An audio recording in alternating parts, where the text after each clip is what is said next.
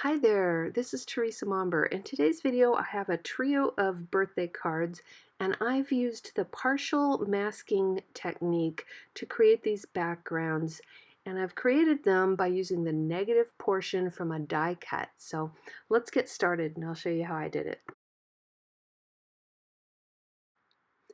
I started by creating this little rectangular frame using a die template, and I cut that rectangle out and then I put repositionable tape on the copy paper, and then I'm just carefully placing that over my cardstock.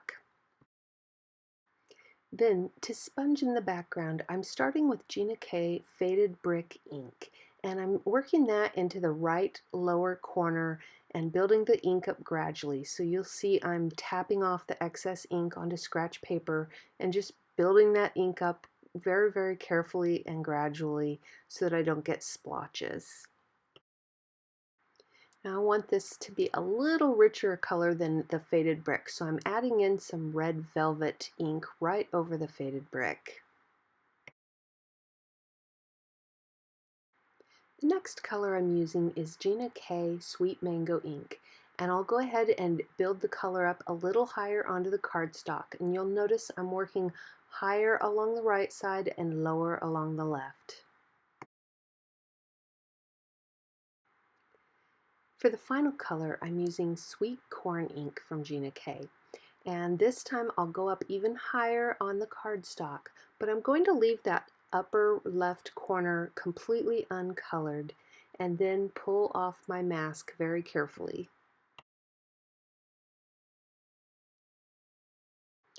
The images I'm using for this card are from the Daisy Delight stamp set, and I'm using that grass and the ladybugs and a sentiment. Now for the grass, I'm inking that up with Versafine Onyx black ink, and I'm just going to stamp it over on the right side and kind of extend that image outside of the sponged area a bit.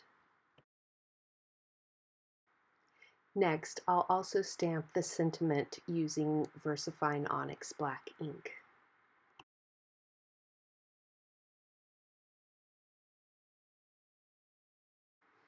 Now I want to use both sizes of the ladybugs, and I'm stamping those onto another piece of white cardstock using Memento Tuxedo black ink, and then I'm going to color those with Copic markers.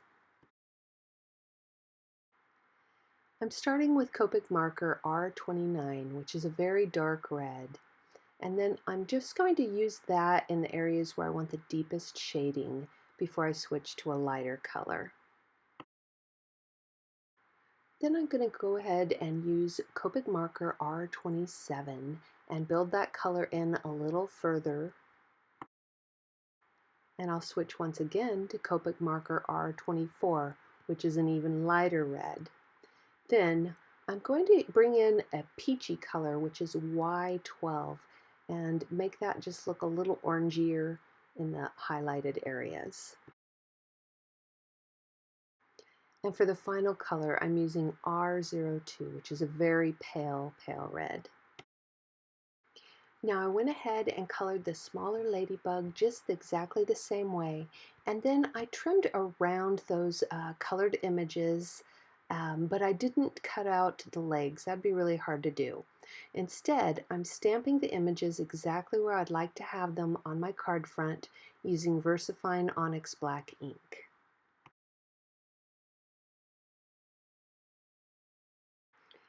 And then I'm using Gina K Connect glue to adhere the colored portions of the ladybugs onto my card front. Now to create this particular look, since it's a rectangle, this would be easy to do without a die if you don't have one or just don't want to bother. You could just mask off the edges of your cardstock using some post-it tape or washi tape or something like that. And here's a look at the final card, and you can see I just adhered the card front to a sweet mango card base. Here's another example of the same technique, and also using the exact same colors, but this time with an oval instead of a rectangle die. And the images for this particular card are from the Birds and Blossoms 2 stamp set from Gina K Designs.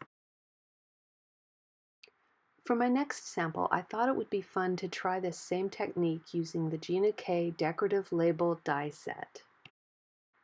Once again, I created a mask from copy paper and the Decorative Label die set, and then adhered it to my cardstock using repositionable tape. The first color that I'm sponging in is Gina K Turquoise C.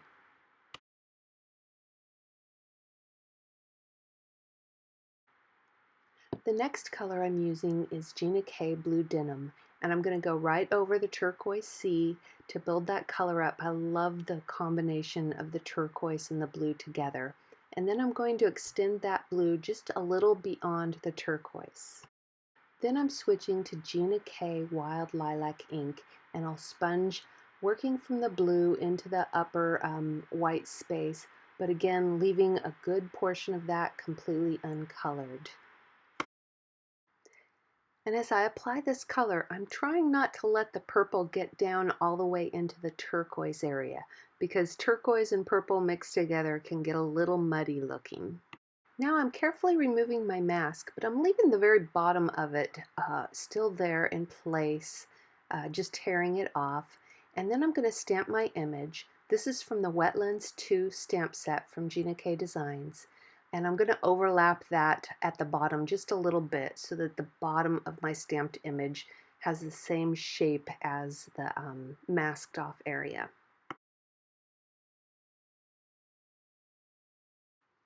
And I'll go ahead and stamp the sentiment, which is also from the Wetlands 2 stamp set, using Versafine Onyx black ink.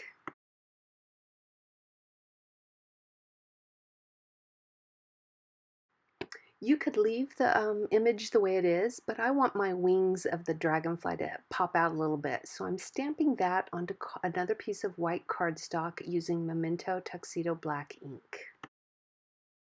I'd like the wings of the dragonfly to stay pretty light so they really pop against the background. So I'm starting with a very pale green. It's really almost a yellow. It's YG01. And then I'm switching to Copic marker YG05 and just adding a little deeper color along some of the veining. Then I'm just going to use Copic marker Y000, which is a super pale yellow, just to fill in the white parts of the wings.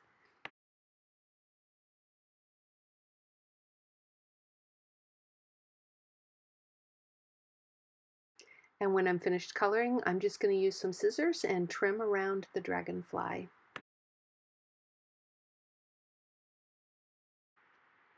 Once again, I'm using Gina K Connect glue to attach my dragonfly right over the stamped image on my card front.